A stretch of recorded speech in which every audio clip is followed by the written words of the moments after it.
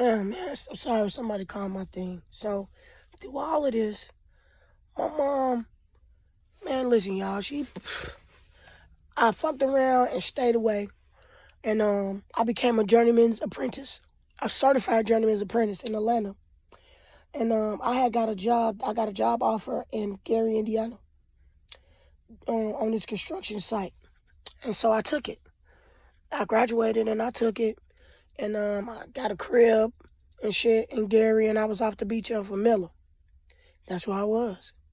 At this time, I'm like 17 now. I'm working. Life is good. I'm by myself. I'm lonely, but hey, I don't have to.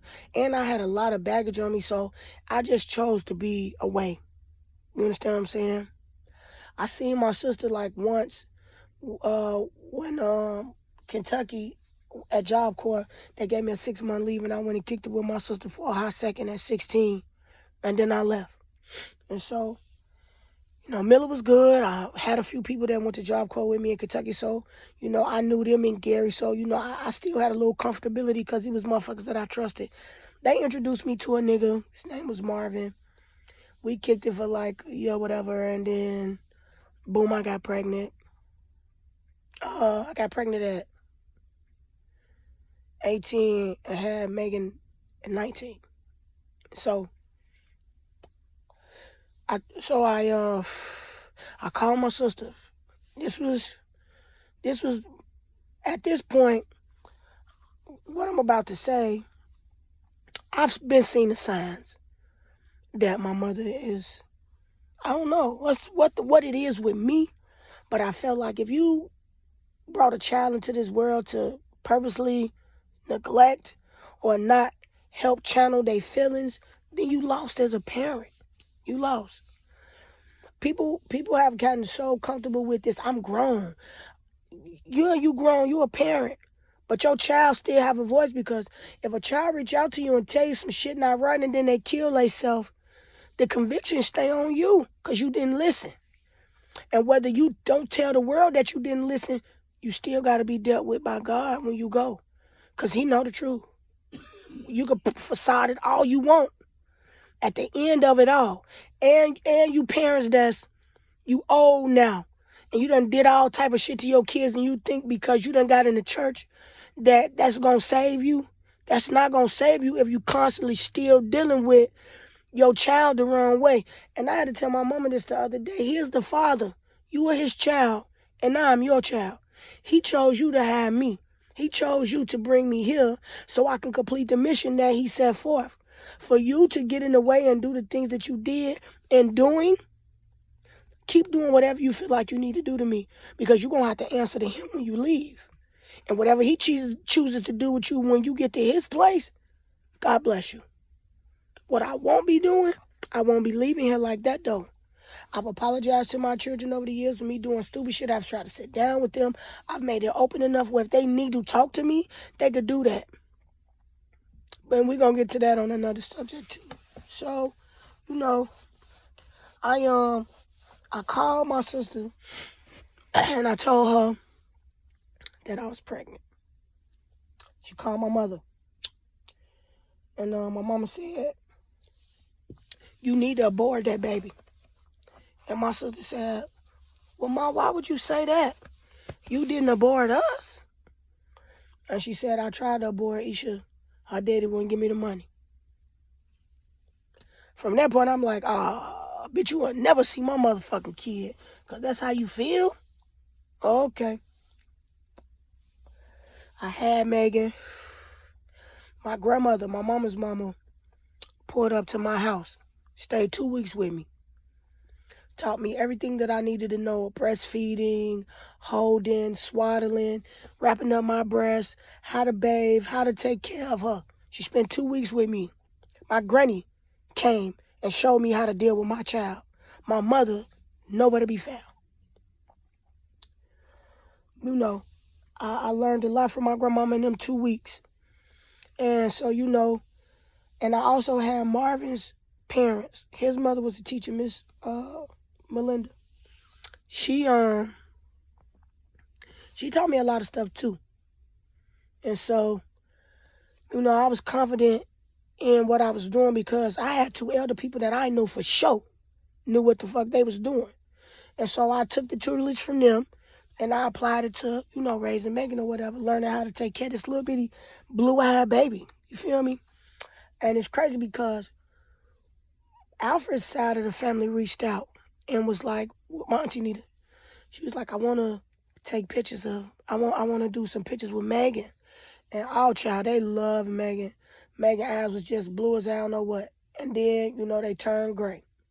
And Auntie Nita paid for her Christmas pictures because Auntie Nita is a baby freak. She loves babies. So, I kind of had a little rapport with Auntie Nita. Auntie Nita is Alfred's sister. She's stern. She's strict. I understand why, though. But, as a parent, I understand why when it comes to these girls. But, the respect is there. And so,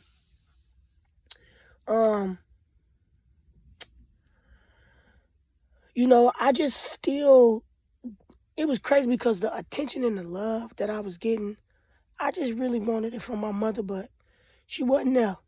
It was a not available sign consistently, even through all the bullshit. My mother would tell people that I called the police on her and Alfred, and she just painted these fucked up pictures. You know what I'm saying? At some point, her and my sister was telling people that I'm on drugs and I'm doing all this crazy shit. Now, I was at some point stealing money from places and companies. And I'm going to tell y'all how I learned that. Watching my mother do it. I watched her go into Syntex. I watched her go into Kelly Services. And I think she would do payroll. So she had like petty cash in this can with, I guess, checks and money or whatever. So shit. My mother, I don't know how she was manipulating, but she was. And shit, then all of a sudden, she got fired from Syntex and Kelly Services was looking for her. Shit, my mother would not go back to Chicago because I think at one point Kelly Services was really looking for my mom. So I had them picked up on the bullshit and I was starting to do little shit. And shit, I had jail time. I was facing jail time and all that shit from doing shit. All because I done sat and watched my mama and got to wondering as I got older, I wonder can I do the same shit I saw my mama do? Or I wonder can I do it better? Feel me? And so I became, white collar crimes doing stupid shit. And, I got away with a lot of shit. And then some years later, Alfred's daughter, Brescia, she totally misunderstood a situation which I don't know what she was thinking. All I know is the last thing I heard her say was, I'm going to call the police, I'm going to call the feds and tell on y'all, and I'm going to blow up y'all house. And the next day I had Secret Service at my house telling me somebody unanimously reported that I was manufacturing checks and some more shit. That's years later. But needless to say, I wasn't a part of that crime. And Brescia, she, had a statement against me and lied. And they gave me the statement of her testifying against everybody. And she did that to save her own ass, which landed me in prison. And I had to prove that I wasn't with these folks. And even though I proved, the court wanted me to tell on her. And I wouldn't tell. Because I just was like, God gonna deal with her. I know for sure he is. Because she lied on me and sent me to prison for some shit she was doing or because she was mad, because she thought some shit. She didn't hear me. She didn't listen to me correctly. And besides, a motherfucker ain't never really had no money. People who ain't never had no money, when they do get a little money, the money fucks their head up. I watch people do it all the time, I call it the broke bitch syndrome, but that's another story. So, I raised Megan as much as to my best ability. And then Maya came. And I was pregnant with Maya and I went to Chicago. And I stayed with Alfred's mother. And that was a journey too. And I was young and dumb and learning. And by the time I got to my third child, I had Maya in Chicago, but 2 weeks after she was born, I brought her back to Georgia. Because I did not want my kids to have to deal with the mind frame of Chicago. So I brought her back to Georgia. I stayed in Chicago while I was pregnant. But then after I heard Maya, I left. So, boom, I'm here in Atlanta, and I'm staying with my sister and my sister Tar and her husband Michael. Tar is also my stepsister, but legally, but in the heart, that's my motherfucking sister, and a bitch can't tell me nothing different.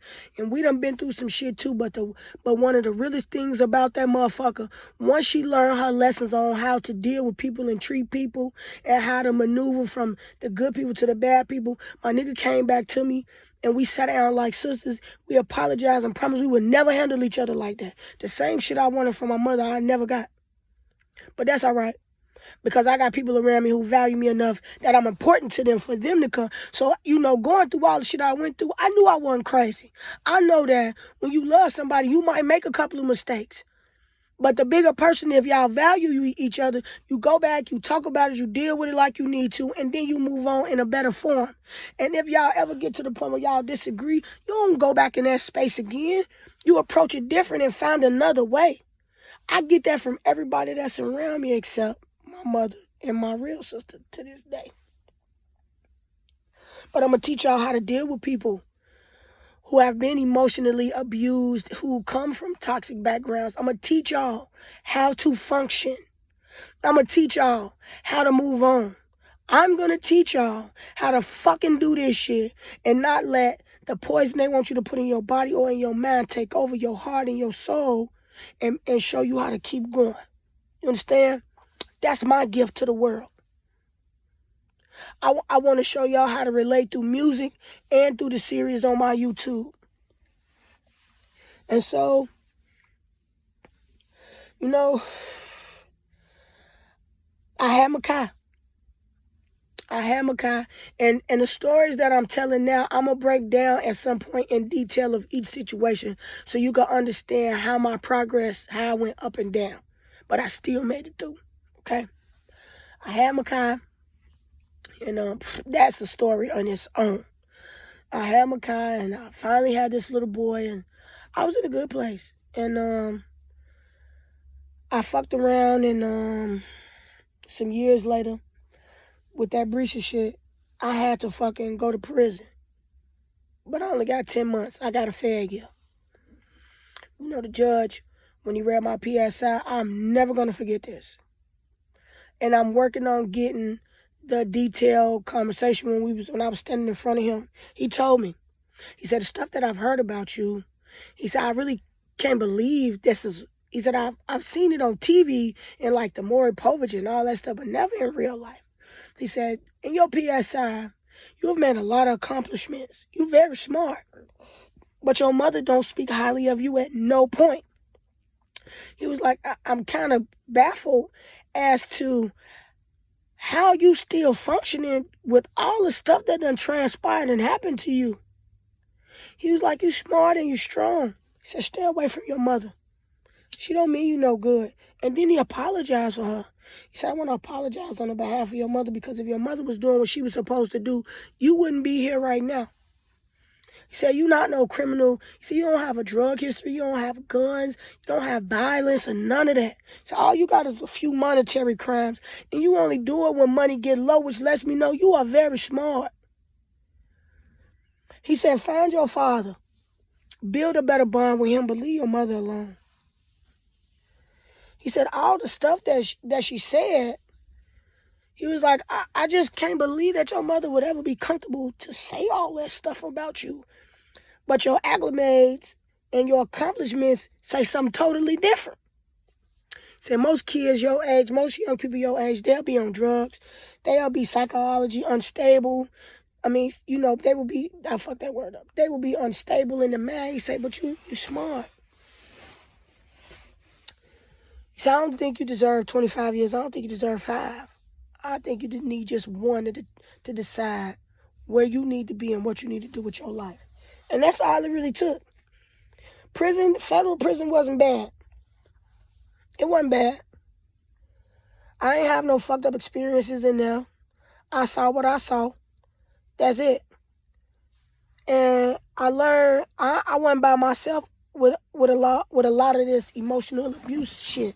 Cause I listened to some of them girls and them girls listened to me, and a lot of them said, damn, if we had somebody to talk to us, we probably wouldn't be there. I know girls in there that was 21 had just killed a motherfucker, and another one who was selling another nigga drugs, all because niggas had done got in their head. They ain't had no guidance. They families is fucked up, they mamas is fucked up, and let them out to the wolves. And that's what happened. You let your kids out to the wolves with no bearings and no survival mode, and a wolf in sheep's clothing pick them up. I couldn't let a wolf in sheep clothing pick me up because I was born from a wolf in sheep clothing. You feel me? I went to jail, and I had to go do time, and I gave my kids to my sister. I'm just like, I ain't gonna be gone long. My sister's always on some Isha, you just really don't understand mom type shit. You know what I'm saying? You gotta keep the bond and da-da-da-da-da. But my sister never been through none of the shit I went through. You feel me? Like, when I was being drugged through life, my sister was comfortably at her grandmama's house with her granddaddy and her father. She had a comfort. I didn't. So our opinions and perspectives are two totally different. My mother's always treated my sister like the princess on the pedestal, and that's fine. And I was always labeled the black sheep, all that. Hey, I never failed in school. Scholarships for Art Institute in Chicago. One state and city in my city for swimming, gymnastics. I was a park kid, all that shit. When I got to Florida, none of that shit was challenged because I started being emotionally abused. So all that shit went out the window. Even to this day, when I hear my mother brag on that shit means nothing to me. Nothing. It don't really mean shit. All it to me right now it do is give my kids motivation to know that they OG shit, did some shit out here. She wasn't scared. I went to the park. And I even got my kids to become park kids and kind of injected them into the parks in Minnesota to show them the motherfucking park could save your life too. That's another story though. So I went to jail, and my sister gave my mom my kids. My mother don't really know my children. She seen them. She seen them, I think, at a fucking family reunion function like one time or some shit. And I think she asked me, can she get Megan? But she sent Megan home because Megan scared her. Yeah, that's it. My mother was never the grandmother that grew up with Megan. She didn't get a hold to Megan until I went to prison. And, you know, that's when she was able to really understand, not understand, but she was, you know, in the mix with my children. My son, he respects my mom, but he don't trust and he don't fuck with her for real. He deal with her out of respect. But my mama, you know, he more like me. My Megan and Maya, my mother started to fill their head with all the shit she wanted more people to hate Isha. That's what she wanted. And so I watched her lie manipulate my sister, Lashana. I watched her lie manipulate Megan. And I've watched her lie manipulate Maya. They will tell people that I'm manipulative and some more shit. I'm always honest about the shit. My mother and my sister and Megan and Maya has always been, they throw rocks at the glass house and hide their hand. And then when I exposed them,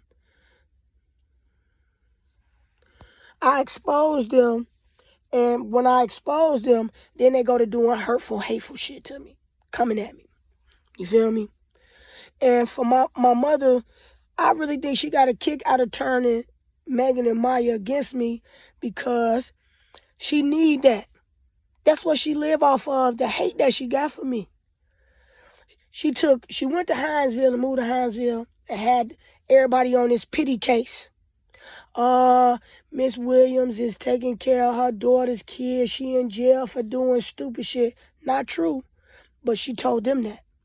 She got all these people in our business like we just a whole fucking charity case. Not true either.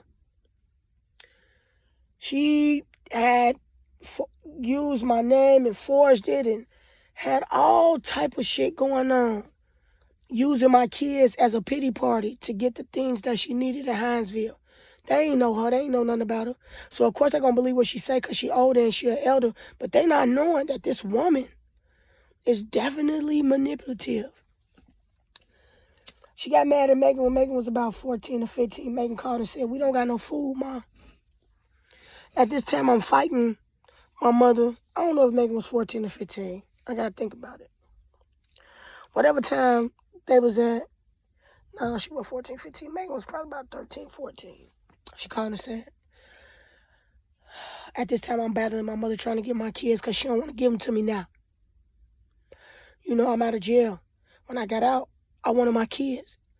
And she fought. And that's only because they was a benefit. She was getting food stamps. She was getting medical assistance. She was getting checks and all that shit. So she didn't want to give them back. And she tried to say that I was mentally unstable and she needed to keep them and she had them folks in Hinesville believing all this shit. I don't got no more fight for it. So my daughter hit me and said, "We don't got no food in here." I'm like, "What's wrong?" She say, "Granny took all the food and threw it away and took the microwave and put it in her room." I say, "Send me a picture." Megan sent me a picture. And there's no food in the refrigerator, freezer, or in the refrigerator. And the microwave was in her room. So I sent a picture to my mother and I said, "Why is there no food? You get food stamps for them, Ma. You can't do that." She said, "You don't worry about what I'm doing in my house. They eat up everything. They kids, Ma. Why the fuck would you buy all that junk and shit and put it out for them to eat, and then when they eat it, you mad?" So then in returns, it's cold in Hinesville. She put Megan outside. It's like 12, 1 o'clock in the morning. Megan outside with fucking pajamas on. I had to call the police and call social services to tell them it's a 14-year-old outside in the cold. My mother put my daughter out because my daughter called me to tell me that my mom threw the food away. They go over there and they tell my mother, "You got a certain amount of hours to put food back in this refrigerator. Take that microwave out your room. If you don't want them to eat the food, then you need to be talking to them and expressing this." Woo, woo, woo, woo. She was mad. She was hot. So she found out where I lived, and she called my probation officer and tried to tell the probation officer that I'm gang banging and doing all this crazy shit. Even my PO at the time was like, "Your mother, I totally understand why the way you feel, the way you feel." It got to the point where my PO had to tell my mother, "Stop calling my phone about Isha. Isha doing what she's supposed to do up here. You all the way in Hinesville causing problems. Like, I don't think Isha is the problem. I think it's you." And so he told her, "Don't call my phone no more. Don't call and leave no more messages about Isha." So, she was telling people, "Oh, I'm brainwashing my PO. I'm brainwashing people. I'm really evil and all this old shit." I'm just like, man, why do I got to be bothered with this lady?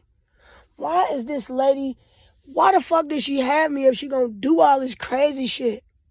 And so, fast forward to 2012, my grandmother, they had aware us that my grandmother was going to pass because there was nothing else she could do.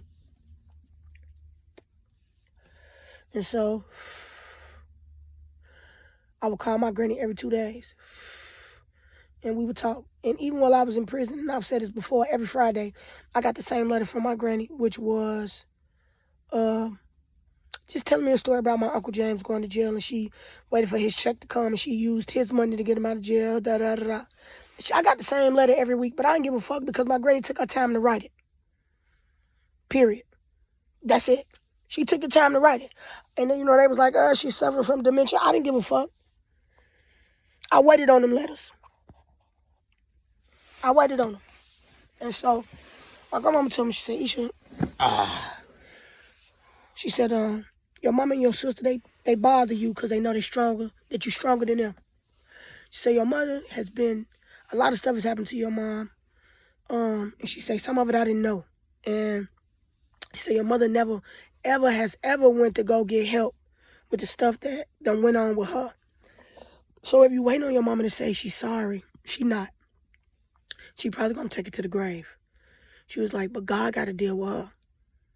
You got to keep that in your head. Forgive her. Don't hold on to that. Because when you go, he gonna ask you the same thing. He said, forgive her and love her. She said, forgive her and love her, but you ain't got to be bothered with her. You love her from a distance. You honor her. You respect her. And, so, I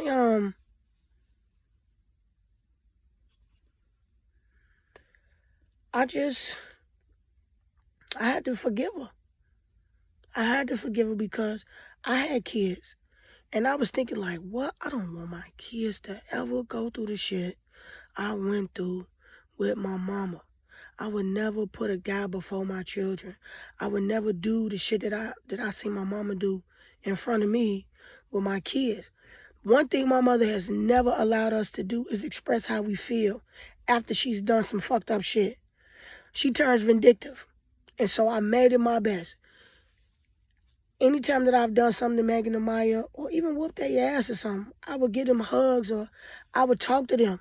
And I let them express how they feel because once I knew how they felt about certain things, I could adjust as a parent. And, if it was something that they didn't agree with or they ain't like or it made them feel some type of way, I damn sure. And when my motherfucking babies would think that they couldn't come to me and talk. And even though that option was still open, my mother had done got to Megan when Megan was believing that I was just this fucked up person.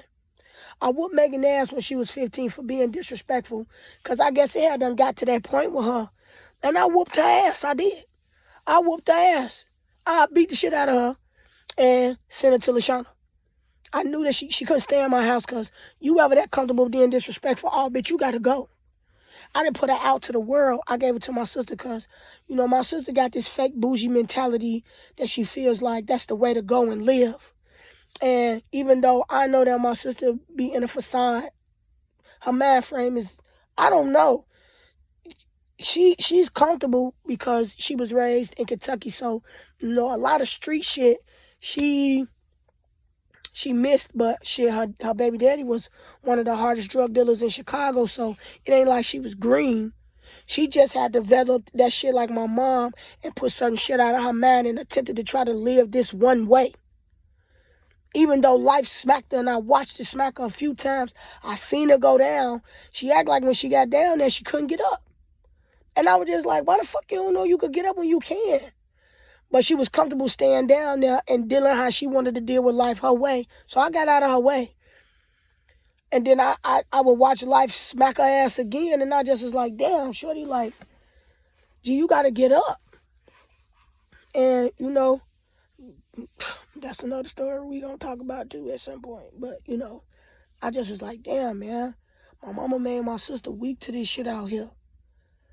And I kind of felt like, man, I wish my sister went through some things with me because it'd definitely make her a lot more harder like she need to be. You feel me? Like, I know that baby struggling with a lot of shit in her mind. And, she say she go to counseling, but soon as I get into it with mama, she go right back into the crazy shit. Right now, to this day, she'll never tell Maya that she has called me numerous of times telling me she tired of Maya. When my mama stayed with my sister, Lashana would call me so much to complain about Cookie. And I'm just like, why the fuck you just won't tell her to get out? Or you just won't tell her to find her own space? It's the same thing with Maya. Why you catering to the shit? Why you don't put your foot down? Me being the person that I am and growing up, I had to learn to put my foot down because I can't allow motherfuckers to handle me any kind of way. I done been through a lot to get to where I'm at. No drugs. I made it to the crazy house. I was taking this shit called Lexapro because the state declared me clinically depressed. So they was making me take this shit called Lexapro. Lexapro made me think that I needed to just kill myself. And at that time, my mama was fucking with me so bad. I was like, I'm finna just swallow all these pills and be done. She'll be happy because that's what she want. That's what the pills was telling me. So I attempted to do it. They kept me in the crazy house. I volunteered to stay a little longer because I needed that. I needed to know that you ain't crazy, Isha. You just got some fucked up people around you who don't want to accept, you know what I'm saying, life and move on and be better. Instead, they stuck in the hurt and in the pain. And so I said, well, you know what? Once I came out the crazy house or whatever, I just made a promise to myself that I'm going to get through this shit. And I'm going to live my life like I need to. I'm going to get rid of this toxic shit however I need to. Years passed.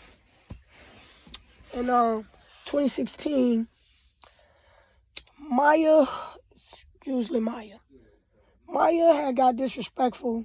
And it was Maya's turn at this point with the disrespectfulness. And so I fapped her ass out.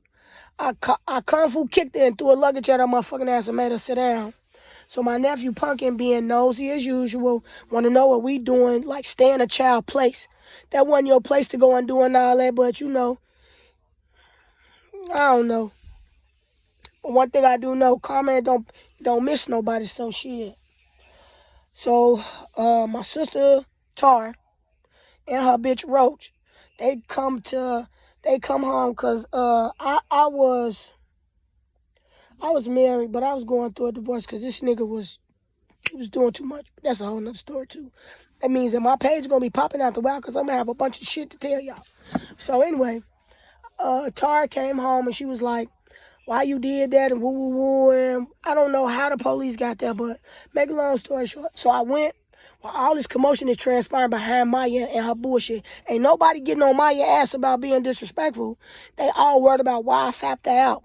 Like, that's my child. I can choose to discipline how the fuck I want to. I had her. Nobody carried Maya.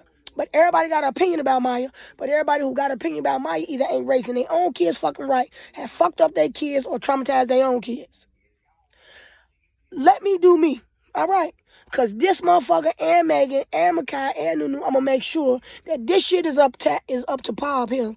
So when they get out there in the real world, they know how to goddamn function. Everything my mama didn't teach me and my sister, I'm going to make sure that my fucking kids know. You understand? So, you goddamn, with all the commotion going on, I go back to my apartment and I just laid there. And I prayed. And then God said, you should get them go get your kids. So I walked back around to our house and the police was there. The police was there and they just went to trying to lock me up and all this shit. And I see Tara girlfriend Roach whisper to the police. So I was like, bitch, I'm going to beat you up when I get out. And I mean that. East Point already know me. So shit, I don't give a fuck. So I go to jail. I'm in there for a couple of days. I go see the judge. Lo and behold, another angel. The judge, now what I didn't tell y'all is through all of this shit, I'm mentoring in the city. I'm trying to help kids prevent suicide. I'm talking about bullying. I am with the Hot 1079 Stop the Bullying campaign with Art Powell and Dominic Stokes. I'm doing some shit. I'm making this time matter before I leave this earth the correct way.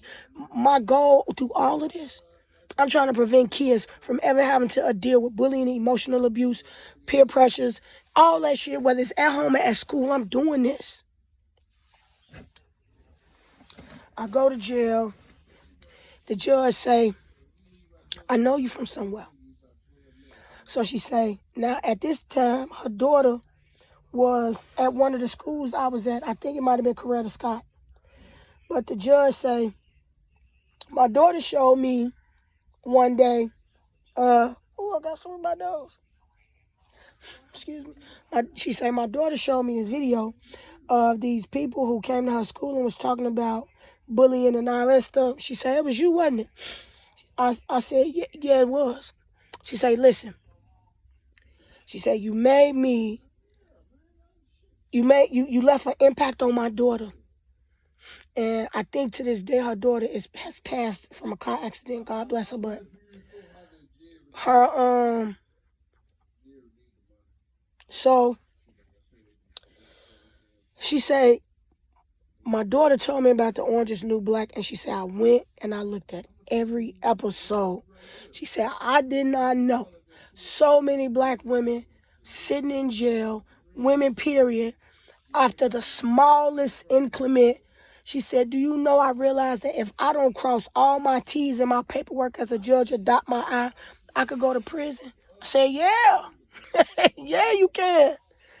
She was like, that's a scary situation. She was like, I have so much respect for you because you got out of there and you doing this. She was like, what you doing here? So my daughter was being disrespectful and I disciplined her. And I stayed inside the corporal punishment laws. I said what I can't do is ever allow her to be disrespectful or think that I'm going to give her to the streets. So if I got to whoop her ass every day and I come in here, you going to see me. She said, let her out on OR. She said, I'm going to send your case to Atlanta. She said the roster's backed up, so I'm going to give you time to take a parenting class, do what you need to do.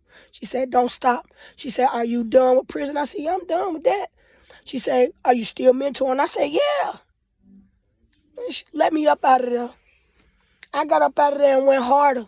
I went out reaching more to these kids out here, trying to reach out to these young folks. And I used to gangbang, so, I'm talking to the guys and, trying to get these girls and these women and children acclimated where they can keep it going the right way. Don't fall victim to the bullshit, the emotional shit. You know what I'm saying? Because through all the shit, whatever you go through in your life, you got to keep going. People get so stuck dealing with emotional abuse and all the shit that transpire in life that they realize that they just walking in place because they got something that's dragging them from their past to move forward. So, after that, I knew that Maya she was going to be on team I Hate Isha because she showed it. And, as she got older, I told her, I said, Maya, at one point, I didn't know who your father was. So I said, I was fucking with a dude, and we had been fucking around for years. And we left each other alone. And I moved to Florida, and shit, like 2 months later, well, me and him, we had went our way.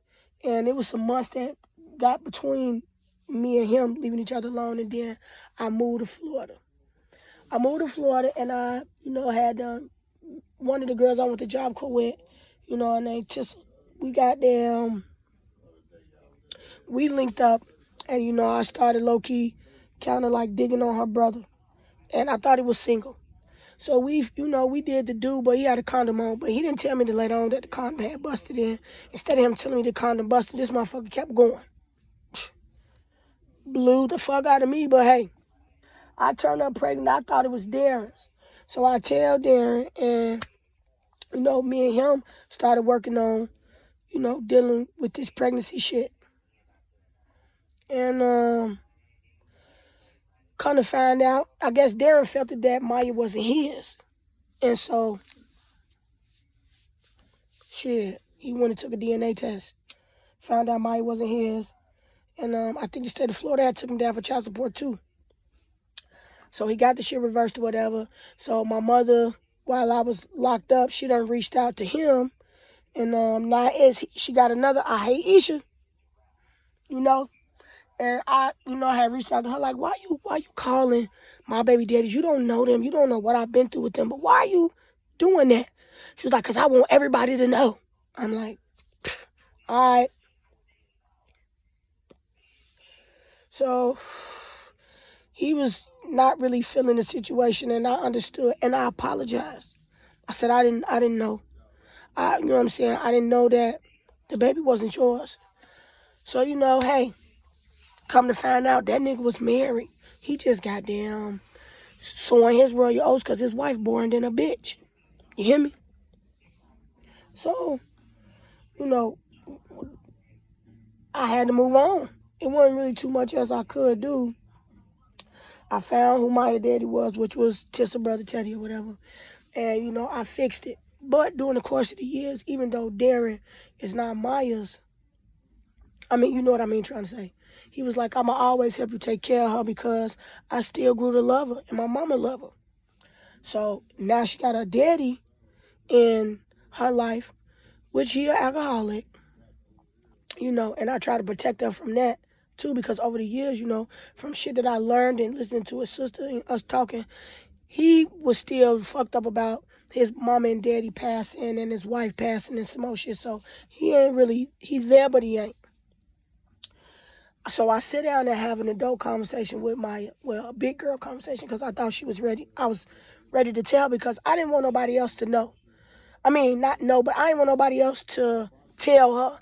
Certain shit that transpire, you should tell your kids before anybody else, because that ain't nobody else right. And if you too motherfucking scared to tell them the truth, not only you ain't learned, but you ain't dealing with your emotions well, so don't expect them to. You hear me? So, from that point, Maya has had this, she mad because I ain't know who my daddy was. She mad because her daddy, you know what I'm saying, when I was pregnant with Maya, he tried to hide it. He tried to tell his wife that that wasn't his baby and some more shit. Well, when Maya was 8, I forgot me and his wife was friends on Facebook for whatever reason. She see a picture of Maya. She was like, that's Teddy's daughter. Because that girl and my son look just alike. So she gave me a social and birthday and all that shit. And she hold that over my head. So every time, from the time she was about 16 up until now, every time we fall out, when I ask her, Maya, what is wrong? That's what she say. And I had to tell her, you 18 now. I told you the truth. You didn't even respect that.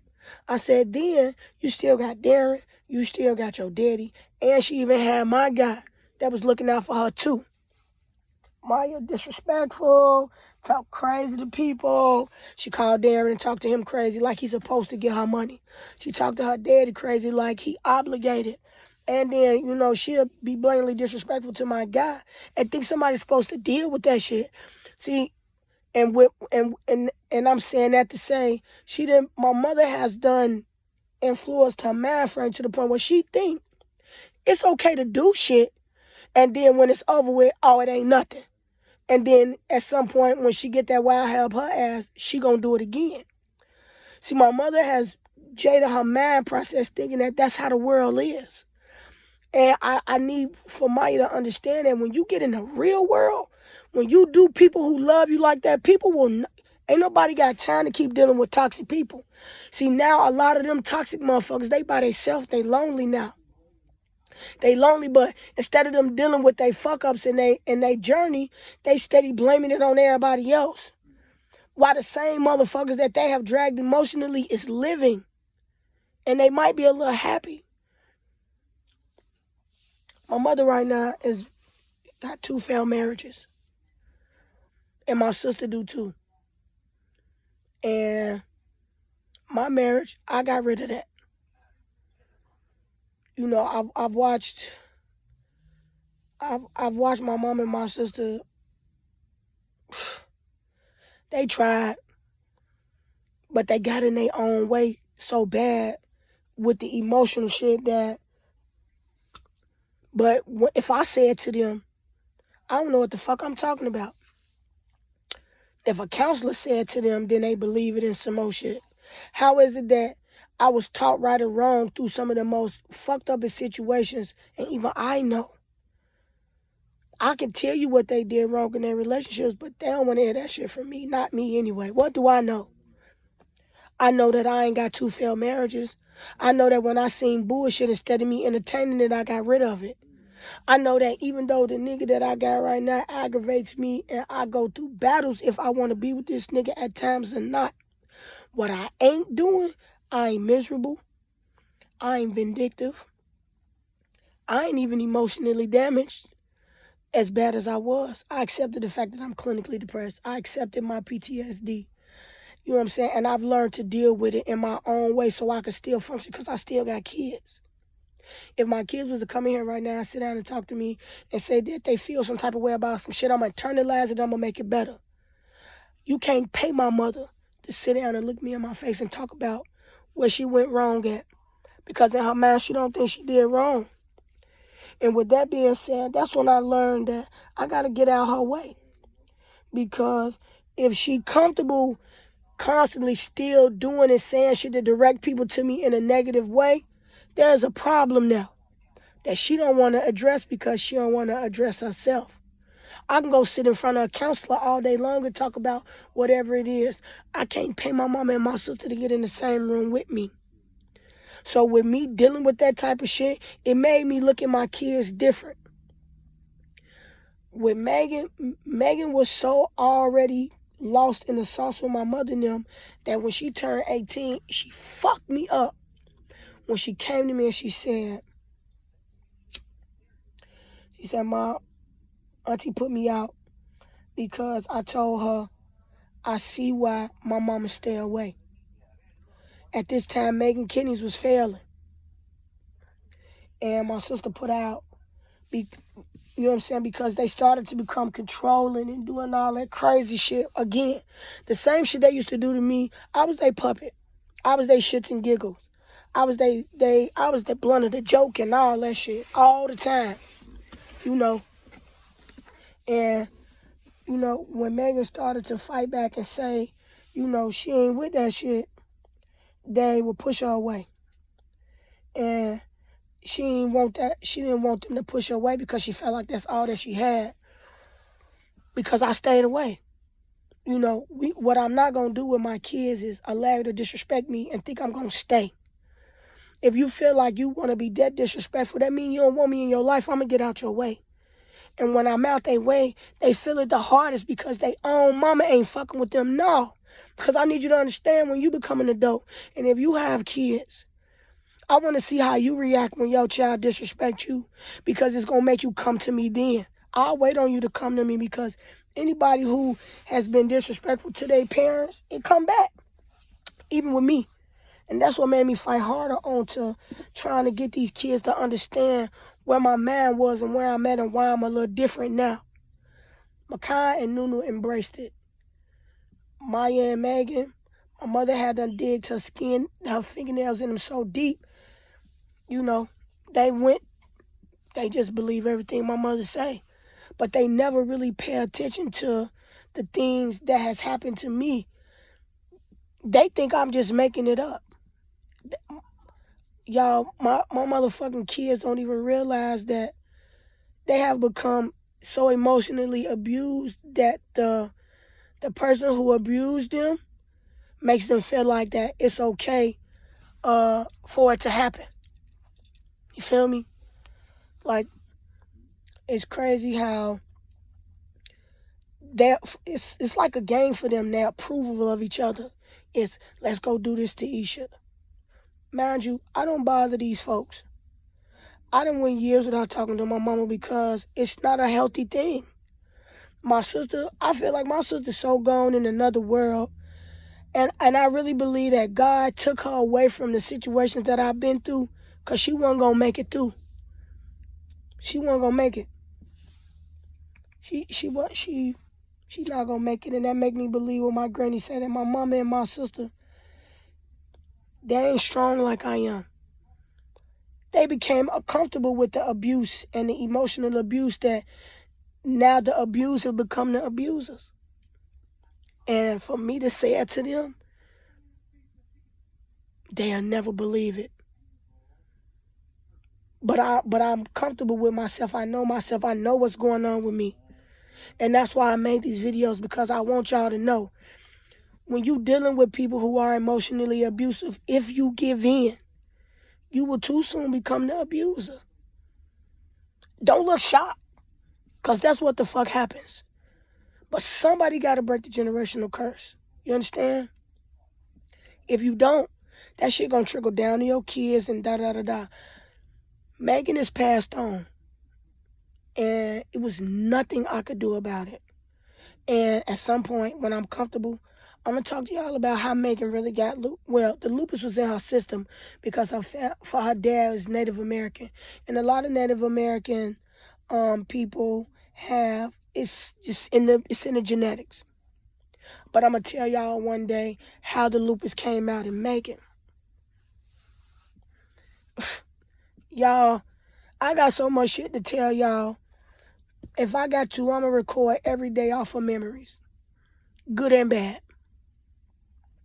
And hopefully somebody get these videos and use them to coach themselves or help other people learn how to deal with being abused and still years later. You feel me? I, on the other hand, will never be the abuser. I can't. I don't want my kids to have that shit on them. They already sensitive as a motherfucker. And even if I know it's wrong, I'm damn sure not going to do it. I ain't going to entertain it. You know? But I want y'all to know, when people really love you, and let me say this, that whole family shit, and get that shit out y'all mind. Because you going to have family that ain't your blood, that's going to go harder than you than your own family, so don't feel some type of way. You going to go through things in your life that's going to be fucked up. But let me tell y'all something. After you get done going through it, take everything that you learn from it, good and bad. Internalize it, stick it in your Rolodex, in your mental Rolodex. Because at some point in your life, on your own, when you have kids or you just journey into your final destination, that shit is going to teach you, or you're going to realize how much it taught you on survival, on how to dealing with emotions and some more shit. Trust me what I say. When I get done with y'all going to be able to identify certain behaviors. And I don't even got no fucking college degree. I went to school a little bit, but the type of person that I am, I pay attention enough in this world. And you know what? The more awake you are, the more scary shit get. It do. Because you have to see people for who they really are. And if they are not, and if they are conducive to your situation, you got to let them go, whether they mother, sister, daughter, friend, daddy. Remember, respect is given due to a dog. You feel me? Any questions, please make sure you hit me up in my inbox or hit me on my email. It's been real, y'all. Safe space. Third take, taking out.